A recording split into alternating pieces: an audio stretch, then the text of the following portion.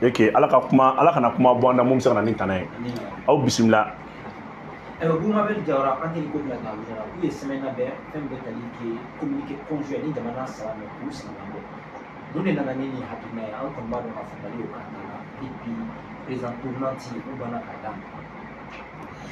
D'accord, il y a une question yana ame kuma kele mun fɔ ni anya ya sira de kan anya fɔ yango promotion sous régional fɛn fɛn ni français ba kɔfɛ ama retraité ka bɔ a bɛɛ la je sais que c'est o hakina ye je sais que c'est français ka projet de a kun tɛ dɔwɛrɛ foyi ye c'est pour savoir le contrôle de notre espace aérien parce que il bɛ jateminɛ kɛ à travers l'ASECNA français ka influence ba de b'an ka espace aérien kan filanan ye mun ye Sahara contrôle barisabula Mauritanie o y'a ka jɔn jamana ye Niger kun y'a ka jɔn jamana ye fɛn min ye Tchadi o ye France bolo kɔnɔ fɛn ye ka taa bila a bɛ sigi don min na Mali yɛrɛ kun y'a bolo fɛn jamana ye fo ka taa bila o kuma na Burkina la nin bɛɛ kun ye France kɔnɔ mɔgɔw de et k'a fɔ ye aw ye kuma min ye c'est juste pour la formalité sinon ninnu dugu bɛɛ bɔlen don a mɛnna u bɔlen don G5 Sahel la a mɛnna nin ye message fort de k'a lase Mauritanie ma n'i ye jateminɛ kɛ depuis Kidali minɛ la décision gɛlɛnw b'a la ka taa a b'a jateminɛ décision gɛlɛnw b'a la ka taa i n'a fɔ nin y'a dɔ ye CEDEAO fana ta bɛ kɔfɛ ka na a bɛna non a bɛna mais an y'a fɔ ye dɔɔni don ka na o dɔɔni don ka na G5 Sahel c'est 5 pays Mali de bɛ cɛmancɛ la ni Mali bɔra la dugu fila min tɛ se ka ɲɔgɔn sɔrɔ o kɛra gɛlɛya fɔlɔ ye filanan ye mun ye Burkina bɔra la ni Burkina bɔra la o ye fan fila nalen côté kelen fɛ sabanan ye mun ye Niger bɔra la ni Niger bɔra la Tchad ale ni Mauritanie olu ka jan ɲɔgɔn na donc u tɛ ɲɔgɔn kun sɔrɔ cogo si la mais a bɛ wagati jan bɔ Maliyɛnw tɛ min kalama n b'a ɲɛfɔ Maliyɛnw ye attaque caman tun bɛ kɛ Mali kɔnɔ a bɛɛ ju ye Mauritanie attaque caman bɛ kɛ Mali kɔnɔ a bɛɛ ju ye Mauritanie Mauritanie bɛ min da Mali ka attaque la hali France hali Kidali terroristes kun t'a da an kan k'a daminɛ Mauritanie Mali cɛ fasa la k'a b'o la ka na Gunjube ka na don kɔnɔna la ka taa fo Sénégal attaque fɛn fɛn bɛ kɛ c'est le Mauritanie de b'a bɛɛ kɔfɛ Mauritanie kelen bɛ ka min tiɲɛ Mali kun perte la an ka douane Mali douane tɛ n'a bɔra bi bi in na gɛlɛya dɔ bɛ douaniers ka nara mara kɔnɔna la a tɛ se ka lakali Mauritanie de bɛ minɛn san ka minɛn san ka bɔ n'a ye Mauritanie tila ka bɔ n'a ye insécurité kama a tɛ contrôler non Mauritanie bɛ min tiɲɛ Mali kun économiquement Mauritanie bɛ min tiɲɛ Mali kun Ala de b'a dɔn Mali ɲɛ bɛ nin bɛɛ la dɛ mais i tɛ se ka fɛn bɛɛ de kɛlɛ kɛ ɲɔgɔn fɛ attaque caman bɛ kɛ est-ce que i b'a kalama forêt de Ouagadougou kɔnɔna la a bɛɛ ju ye Mauritanie Mauritanie de bɛ minɛn san 2 millions de tonnes a mago t'a la dɛ a ka consommation double Mauritanie de b'o san ka na tilancɛ feere Mali territoire kan ka segin ka taa verser a ka compte kɔnɔ arme caman bɛ yen a bɛ don Mali kɔnɔ a bɛɛ ju ye Mauritanie a ye Mali douaniers ɲininka Mali douane bɛ joli perdu Mauritanie axe kɔnɔ k'a bɔ Mopti ka jigin ka na i bɛna tɛmɛ fasa la i bɛ jigin ka na Nara i b'i gosi ka jigin ka taa fo Jɛma nin zone kɔnɔna fɛn fɛn bɛ yen Mauritanie de bɛna camion jɔ camion 300 400 an ka suman kɛnɛ k'a ta ka taa n'a ye. mais waati dɔ la joli ko k'a lajɔ.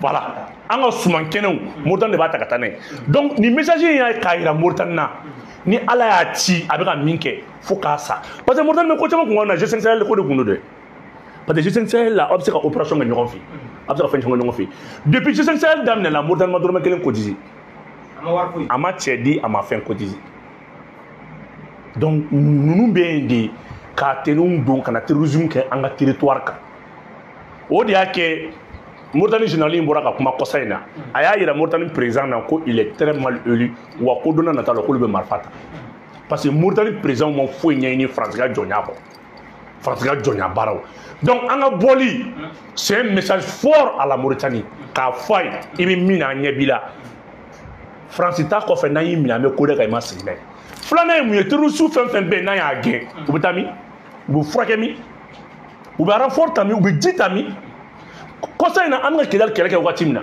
renfort mun nana ka na bi k'a bɛna ka na résister n'o ye Bouhada ka mɔgɔw ye a bɔra min u bɔra Mauritanie de ka na barisabula Maroc y'u financer parce que Maroc ni Mauritanie cɛ il y a une très grande frontière donc Maroc ou la don Mauritanie fait Mauritanie ou la don kana renfort la Kidal anya bel susuka benjiki attaquer ngara nara o dongo a Djouborami les 200 motos la foubora et kana et Mourja nakara nara marakono aborami ou bora Mauritanie on a les images donc une décision mouflée c'est une décision sage tu sais que Mali qui prépare ko chama ne kama Mali bigi non douce AES bigi préparé fin chama ne kama et c'est la fois bigi be France quelque soit une Tchad de Mauritanie alliance d'Olo ça c'est pas du tout possible. Ça veut dire qu'il faut que nous on est c'est une alliance pragmatique c'est une alliance réelle amba ira France n'a pas partenaire là en auté quoi Dieu fait quoi là en auté wani a wuro joni blade de c'est là au fana amino au fana kama bon il y a question mais ça ma mais bonne fana amina c'est là au fana kama donc une décision flène c'est juste une formalité son ni ndugu fla G5 Sénat bien amena donne quoi voilà vous anya yeka fo G5 simili toi ou décider pour la financement au France l'année financement sans joli amu ka opération bail de grand avec mais depuis Dieu force ou gena on fait ni demanda ça va nous très bien vous êtes un nouveau fait une bête que là on a balia mais o ja ko ya de o je sais que c'est fait pour la opération de l'Ukraine à Sigini Sanchez on a fait plus de 152 opérations environ. Pour ça, on a opération là-bas, on a pu éliminer 510 terroristes en Bora Kofara et l'État de Gourmand zone qu'on a là. En opération FNB à réussi. Opération Capidougou 1, Mali Burkina à Karatogo, ça a été une réussite. Opération Capidougou 2, Mali Burkina, ça a été une réussite. Djibo Atakila, Mali Kelenga, Burkina Kelenga et Torosu Susu Kananui, ou Nato Kana et Bassabougou. Kana teme kum nani basa bosira so sanfɛ yɔrɔ in fɛ nango Mali ye i charge k'i jɔ k'u bugɔ k'u yɛrɛ k'u da Burkina ye mɔgɔ 800 faga o la Mali ye 400 faga o la 1000 ani kɔ k'a da k'u bɔrɔtɔ mais u bɔra min u bɔra de ka na o kumana Kidali terroriste de don CSP mɔgɔw de don a ye taa lajɛ u salen papier min bɔr'u kun papier min bɔr'u kun a ye Tchad président ɲininka ko document min b'u kun k'a bɔra min Tchad ni contingent fɛn nana yan ani mɔgɔ joli bɔra ani mɔgɔ 500 de bɔra alors que Tchad nana ni 2000 éléments ma ba fila mais Tchad bɔra ni joli o don 2000 et 300 à d'autres amis c'est dans les attaques comme ça an bɛ nin bɛɛ kalama quoi mais min fɔ ye jamana Kidali de kun minɛli ka gɛlɛn Kidali minɛlen kɔfɛ mana ko banna anw ni diɲɛ dugu bɛɛ ni ɲɔgɔn cɛ Kidali minɛlen kɔfɛ c'est fini donc an bɔra G5 Sahel la opération t'an cɛ foyi t'an cɛ an bɛ don min na ko bi an ka frontière u bɛna taa base de sigi c'est pour ça Sadio Kamara n b'a féliciter yan il a orienté un drone ka bɔ Mopti ka tɛmɛ ni Mauritanie Nara mara ye ka taa fo Djema drone de bɛ san ka ye surveiller drone de bɛ san ka ye surveiller Mauritanie bɛ don ka cɛnni min ka territoire kan ka don ka taa ka yɔrɔ la o de ka ca donc hali terroristes bɛ don ni min kɛ seman jigi bɛɛ kun ye Mauritanie de donc G5 Sahel ma nafa foyi ɲanw ye n'a hakili b'a la G5 Sahel ka attaque fɔlɔfɔlɔ min kɛra Maro n'a hakili b'a la a kɛra Gao mara kɔnɔ fo Suba bɔra G5 Sahel ko k'ale bɛ bɔ Gao kana i sigi Badalabugu ni maliyɛnw kun tɛ Ala ni Bamakɔkaw ka cɛsiri donc G5 ma deli ka k'anw nin ye fɔlɔ G5 ma deli ka k'anw baarakɛɲɔgɔn ye G5 n'a jamais existé c'était toujours le pion le fruit de la France donc u fara ɲɔgɔn kan a ma ɲa AES filɛ ka nɔ bɔ nin kalo damadɔ kɔnɔna la aw yɛrɛ ɲɛ bɛ résultat la bi an ye opération fɛn fɛn kɛ an ye réussir a bɛɛ la an ye attaque fɛn fɛn kɛ an ye jɔyɔrɔ sɔrɔ a bɛɛ la an ka avion ye kelen Mali ka avion 6 o de bɛ Niger Mali ka drone 4 o de bɛ Niger Mali sɔrɔsiw bɛ intervention kɛ Burkina sɔrɔsiw bɛ intervention kɛ Mali kɔnɔ ils n'ont pas besoin ka fɛn ci à chaque 2 jours les 3 services de renseignement se concertent tile 2 les 3 services de renseignement consultés u bɛ point kɛ ɲɔgɔn ye u bɛ évolution kɛ ɲɔgɔn ye u bɛ baara kɛ ɲɔgɔn ye donc an ka espace kelen jamana kelen kun kelenna kelen AES nin y'a bannen de donc nin baara nin décision min taara nin c'est tellement sage et c'est responsable et on félicite les 3 États. mais pour an y'a mɛn k'a fɔ ko Russie ka délégation ba de bɛ Mali la dɔw yɛrɛ y'i kanto k'a fɔ k'a ɲɔgɔnna ma deli ka ko bi ou bien. Russie ka délégation bɛ Mali la ne ma da la farafinna kɔnɔ n'u bila ka délégation ɲɔgɔn ci kan ko délégation in ka bon dɛ ne ma da la n bɛ fili dɛ mɔgɔ bɛ se k'a bila commentaire la Russie ka délégation bɛ yan ne ma da la ne Russie la bila ka ɲɔgɔn ci kan i t'i miiri entité sugu si ma na mun t'a kɔnɔ mine b'a kɔnɔ énergie b'a kɔnɔ infrastructure b'a kɔnɔ armée b'a kɔnɔ défense b'a kɔnɔ sécurité intérieure b'a kɔnɔ éducation b'a kɔnɔ santé b'a kɔnɔ tous les domaines de développement Moussa opération dɔ bɛ yen a bɛ kɛ n'i ye uranium bɔ u b'a fɔ fɛn dɔ ma ko tétanum ale fana bɛ bɔ uranium fana dérivé de don c'est fait les 5 métaux rares a b'o la Moussa ale de bɛ cancer opéré k'a sɔrɔ i ma foyi bɔ ça fait quoi cancer sugu o sugu i b'a da la a b'a bɔ donc ça c'est la médecine nucléaire o bɛna sigi yan cancer mana k'i fan o fan o bɛ yan Moussa 5000 étudiants o kan ka taa formation na olu bila ka taa formation na Russie la olu bɛna taa formation na Russie la 5000 Moussa agriculture nucléaire Moussa ka sɛnɛ bayɛlɛma Mali tɛ samiya kɔnɔ tugun sɛnɛ la o banna Mali t'i sigi tugun ko samiya sera san ɲɛ bɛ cogo di o banna à chaque moment sɛnɛ de bɛ kɛ on dispose 43 millions de terres cultivables sisan an bɔra ka o bɛɛ de bɛna lawara Moussa i b'a kalama filanan sabanan fɛnɛ ye mun ye ça c'est la couverture satellitaire an n'u ye contrat de signé satellite o de bɛ a baara la Moussa ni misɛli binna an ka jamana kɔnɔ an b'a dɔn awɔ o banna ça fait non o banna satellite kelen an b'a fɔ o de ma ko SBM o SBM o satellite kelen de bɛna sigilen bɛ anw kunna k'an ka jamana kɔlɔsi fɛn min ye Kayi mara ye o bɛ kɛ ELN de fiɲɛ de bɛna kuran na baara ye Moussa k'a daminɛ san ka yɛlɛn ka taa i t'a mɛn tun ko konkonko énergie mɔgɔ an nana ni facture o banna an ye tile ko min fɔ ye baara de bɛna kɛ solaire centrale de bɛna sigi ni su mana ko o bɛ gérer cogo ni su mun kora o fana fɛ ɲɔgɔn bɔ n ko batterie lithium de don batterie lithium de don kana ni n ko ma ko centrale nucléaire batterie lithium de fana kelen bɛ k'a renforcer Moussa o batterie gansan a ka durée i b'a da dɔn a ka durée 18 ans ye a ka garantie i b'o da dɔn a ka garantie ye 10 ans ye a bɛ combien mégawatt i b'o da dɔn 20 mégawatt a batterie kelen n ko dugu y'an tilala de sa c'est fini aw bɛna énergie ka ni problème ni billahi aw bɛ ɲinɛ EDM kɔ batterie lithium bon n'an ye ni contrat kɛ contrat min tun b'an bolo n'o bɛ Galamina ni an bɛ lithium bɔ yen o lithium bɛ tɛmɛ yɔrɔ min fɛ e b'o dɔn San Pedro Côte d'Ivoire o contrat bɔ an y'o jɔ an tɛ bɔ yen tugun ça c'est fini n'a ma raffiné a tɛ bɔ ko ka batterie tila ko 3 kɛ 2 bɛ bɔ kelen o bɛ dilan Mali la Assimi Goïta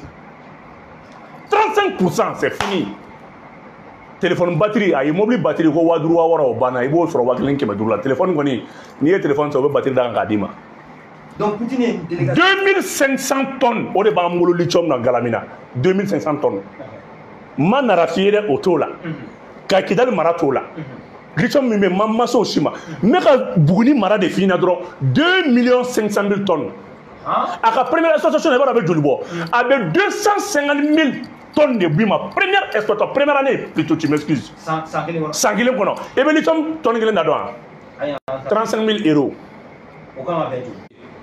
o 35 000 euros a y'a calculer joona a y'a calculer 35 000 euros o multiplié par 250 000 a y'a to la joona 35 000 euros multiplié par 250 000 n ko Mali bɛ juru don dugu Mali bɛna juru don mɔgɔw dugu la sa lithium dɔrɔn nin tɛ se sanu ni foyi ma ni bɛɛ ka taa ni calcul kɛ ne kumakan tɛ nin dɛ bɛɛ ka taa ni calcul kɛ 35 000 euros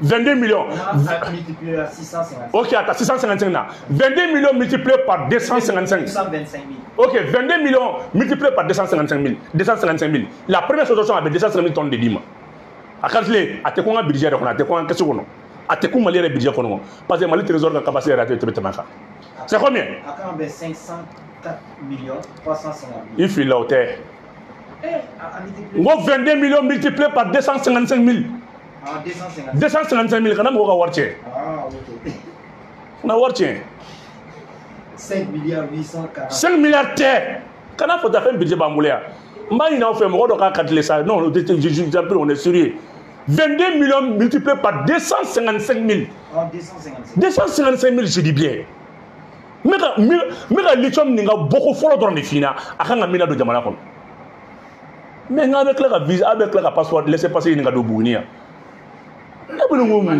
Maliyɛnw non fɛn ko don Bamakɔ ko don a bɛ laisser passer ɲini ka don Buguni Mali fan bɛɛ de ɲana ka ban 250 000 a calculer 5 milliards 800. 5 milliards c'est ça, tiens. 5. Non, non, non. 5 845 milliards. Merci, 5 845 milliards. Là, tu as bien trouvé maintenant. En montant Mamoulé. Ça, c'est la première année. Mininganga Mindi. Où il y a 100 fois le droit. Mais c'est d'accompagnement beau là. 10% de sécurité là. Oui, joli. Ah non, 10% de sécurité là. Beaucoup de sécurité là. 5800, 10% de sécurité là. Ça devrait comme ça, plus de 200 BJ. Même si ça a déjà mis une police pour sécuriser la zone. Ah non, non, non. C'est fini. Oui, Lucham, oui, Galamina, Narato là. Et Fentore, il dit, Menaka, Lucham, Iranum Tola. Ni Sitena. Ni Galamina drone fina. Galamina est 21 ans, 2,5 millions de tonnes. Mali est parmi les 5 pays producteurs mondiaux. Mali beau de fait. Bega Dungalage. Galamina drone Mali bla les 5 producteurs mondiaux de lithium. Et puis, Américains Mali contacté. Américains ni Gafing Luchong, nous sommes chinois qui batterie de la robe. On est Elon Musk plein nous on a ouvert Assimi sama. C'est pour ça ils sont chinois qui na etche. Mali et à l'avion nous muga dia on tachi là ça. Américains ni na Assimi faka bolé là. On doit condamner. Ngo Américains ni chinois be kele de là. Barsabla Elon Musk Gafing Luchong mais batterie d'obo. Et voilà combien de kilomètres? Hein? Avec joli boli. 500 km batterie. Mobile là bas c'est mobile là. 500 km. C'est la meilleure qualité. C'est fini. Akaharam. Américain Elon Musk, le plus grand milliardaire là, avec Kakashi Koulouba non fait. Naman Elon Musk, n'a les mains sur Gafing Luchon ba bâti. Sinon vous dites que le yoro soro. Mais bi Elon Musk au Kabe izini ça va de jo oni. Izini ça va bo jo Mali. A izini killing be ça peut employer 2000 personnes à bon état. Donc, il est sur les délégations avec le chinois au Tala. Et tiens, Moussa, Dougou Bargabe Dougouina ça. Billahi Bargabe Dougouina. Ni est Bougouine d'Orin. Ni be Mali ressources fina, sans flacon dans la Mali de Dubaï là. Sans flac. En 1936, Saoudia a réserve d'or et badado.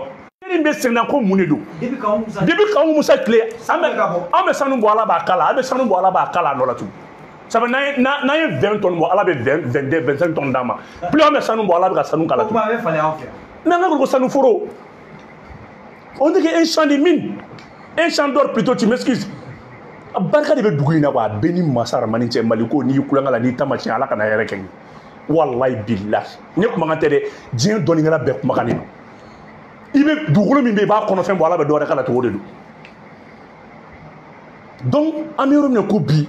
On clara kaba entendre donc mona il sous mode la non délégation blakana il sous les familles installées Kidal Estrom fou ça prend 166 missiles à un champ d'intervention 455 km² à Bodeta et 320 000 km² aïe ça faut la vous m'excusez 420 km²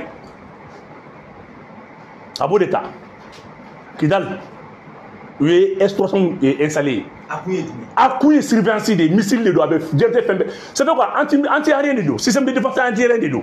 Moussa Dieu feinté à terre ménageri. Non, fin dimoro nous sabotager ça nous tuer. Avec fin belle digi. Ça fait quoi? Non non non, oui, fin miseni avec objet volant drone la digi. Tous les objets volants, missiles, bombes, radar et avions, drones aba belle digi. Ou de installé. Donc, c'est ça que tu veux dire, Souma, Mali est la base, la plus grande base malienne militaire au début de Kidal. Kidal te postulé tout le monde qui veut barrer nous croire non non non. Moussa n'a ben de quelle de kama, on met quelle de don, on met quelle de fait, on met quelle de kobi. Donc on met quelle de kobi. Donc guerre américaine quoi? Non, c'est pas une question de guerre. Moi quelle était quelle sort. Ni la ben quelle était quelle sort. Il est dougou fait quelle acheter quelle do. Ni milenti boule quelle que. Mais biminem bamboula bam permet à quelqu'un. Ne be kuma fo mo ko ne ka ko be jamana shuga black la bilama assimilé demsendea. Mo ta shuga black là mais on a la capacité nécessaire de se battre. Qui tient le haut tient le bas. Droit d'où il a armé l'air glanganya, il me sait d'où malala.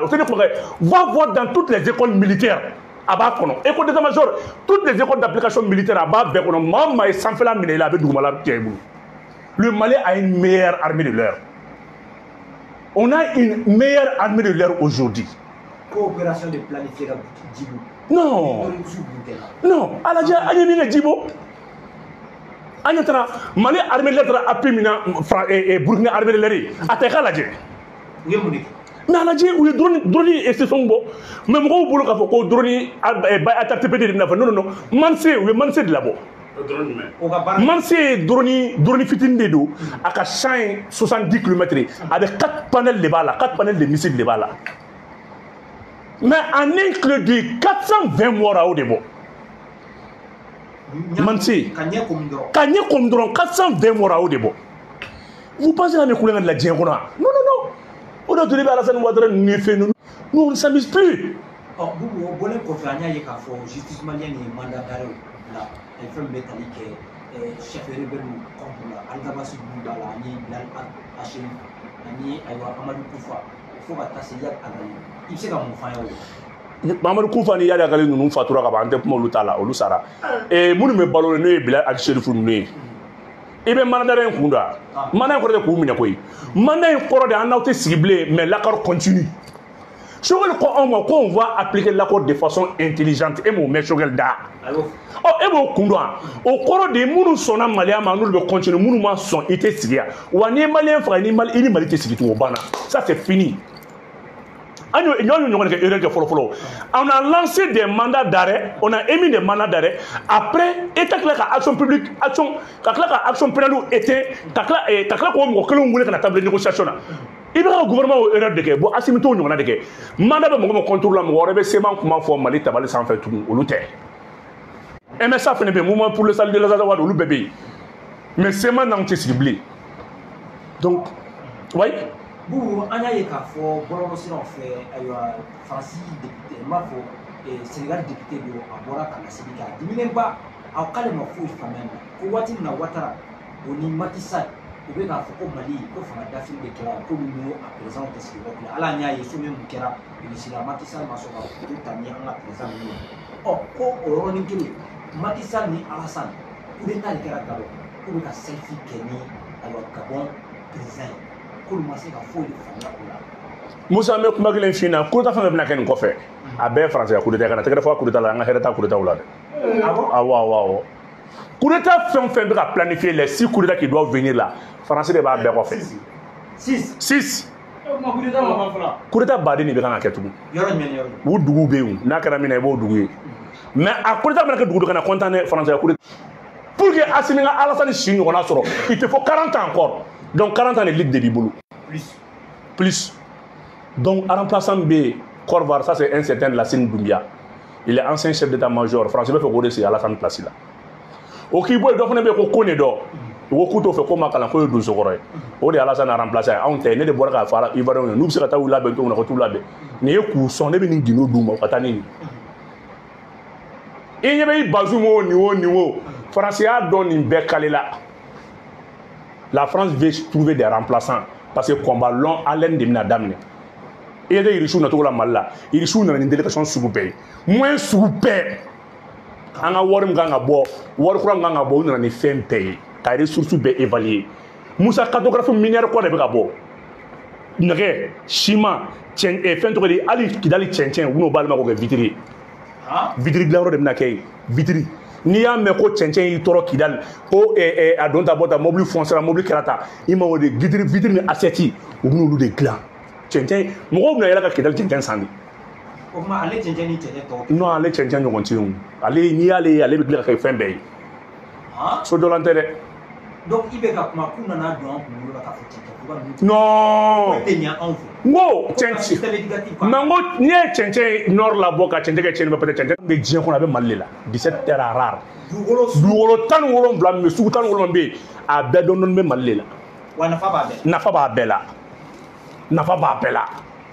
Mo ye dugu in sɔrɔ san 100 kila la. San 100 puissance fɛn mana Mali sɔrɔ i bɛ diɲɛ mara san 100. Dirigeant ko de kuma na sa Musa. An tila la. Non. tayi mɔgɔ la a t'a to tan. An bɛna ban sisan.